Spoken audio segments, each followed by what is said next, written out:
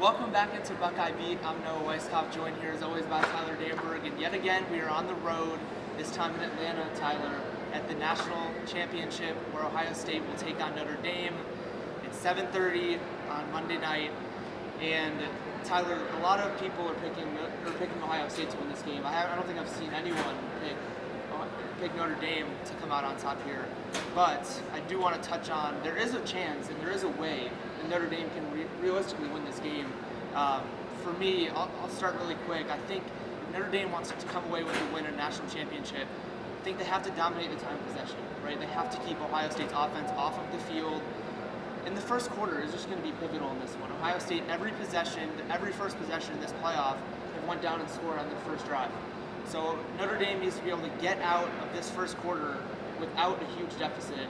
I think they're 42-0 in the first quarter throughout the playoffs, so pretty impressive stuff. And Tyler, what do you see Notre Dame having to do to be able to come away with a win in this one? I think to get a shot at winning this national championship, you got to control the line of scrimmage. And for Notre Dame, they kind of have a blueprint because in games that Ohio State has either lost or has played tight this year, the opposition has done a good job controlling that line of scrimmage. Now, the kicker is that Notre Dame is without the freshman left tackle, Anthony Knapp, so in comes Charles Jagusa. He was playing right guard after Rocco Spindler went down in the Orange Bowl against Penn State. He came in as the expected left tackle in fall camp, then he tore his pectoral muscle. So his first career game in 2 years was in the Sugar Bowl.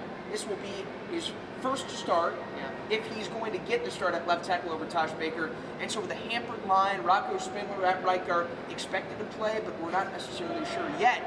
That just shows you that there's even more of an added emphasis to control the line of scrimmage against an Ohio State front that has 16 sacks in the CFP. And we talk about Ohio State and how a majority of people are picking them to win this game. They still need to go out there and play their best game to be able to come out on top. The first thing for me in terms of Ohio State coming out with a win is playing smart. They have to minimize their penalties. Against Texas in the Cotton Bowl, they committed 9 penalties for 75 yards, and I think 4 or 5 of them really set them back behind the sticks on first down, caused a second 20, 25. Some after the play was over, so you need to minimize that, play smart, and avoid the turnovers. Will Howard threw 1 interception that game against Texas. If they're going to win this game, they have to minimize turnovers and play their smartest game. And we mentioned it already, but jump ahead in the first quarter.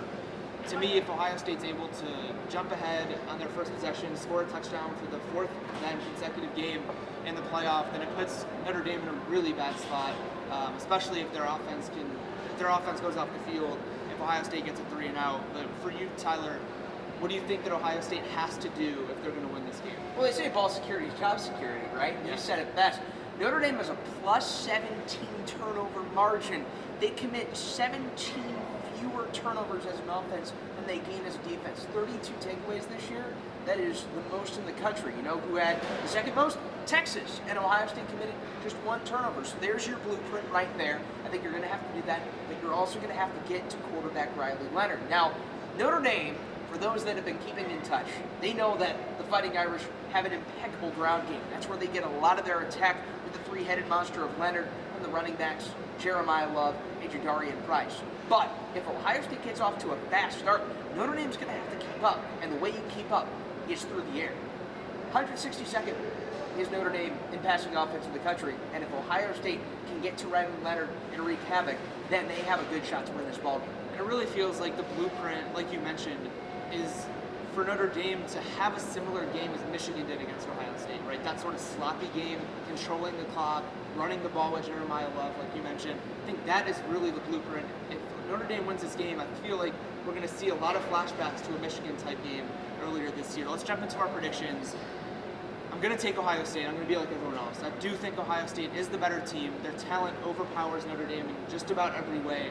I'm picking Ohio State to win pretty big here. I'm going to take them winning 38-14, and I think for my MVP in this one, none other than Jeremiah Smith. I think that with all the talk that Leonard Moore has done and the way that Notre Dame plays man-to-man coverage, if they really are about what they're saying they are, and they're going to continue playing man-to-man against Carnell Tate, Emeka Egbuka, Jeremiah Smith, I do think that Ohio State's wide receivers have the better matchup there in terms of man-to-man, and defending the Jeremiah Smith in man-to-man is no easy task. So I think that we could see early on a game like Tennessee with Jeremiah Smith really catching fire early, connecting with Will Howard. And you also have to look at the fact that the last 10 years of since the national championship, the point differential on average in each game is 3 touchdowns. So there's been a lot of games in this national championship game in the past 10 years that haven't been down to the wire. Now, obviously it could. The Georgia-Bama game was down in overtime. But most of these games have been blowouts. I'm going to take Ohio State 38-14. I think they're going to be the champions of the new format. The first time the 4-team national championship, they won that in 2015. Now, the new 12-team playoff format in 2025. Tyler, what do you think's going to happen? Shades of yesteryear. I think Ohio State wins this national championship like you. I think it's going to be a lot closer than what the public is saying. I think it's going to be 24-20. These are the top 2 scoring defenses in college football. They're surrendering under 15 points per game. They have strong offenses. They're well coached. They're highly talented on both sides of the ball. They both have had to face a lot of adversity with injuries. Now, Ohio State has gotten healthy. They have gotten fresh.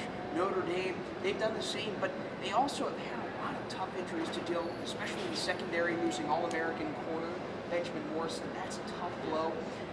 But I think that Notre Dame keeps this close. What's the difference here is that Ohio State's passing attack can strike at any given moment. But my MVP is Sonny Styles. Sonny Styles, the son of Lorenzo Styles Jr., a former Buckeye football player himself, brother of Lorenzo Styles Jr., defensive back who played for Notre Dame as a wide receiver. He had 3 tackles for loss in that win against Texas.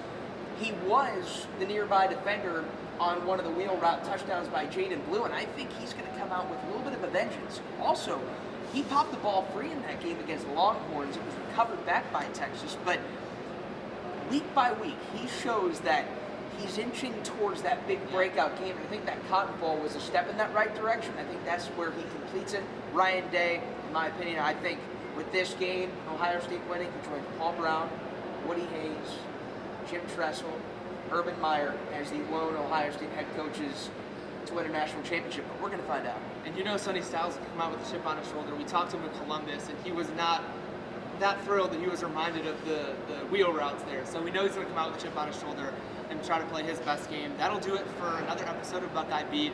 Thanks for tuning in, everyone, and we will see you after the national championship, right? We'll have a crowned national champion after Monday, 7:30 Eastern kickoff between Ohio State and Notre Dame. Thanks for tuning in.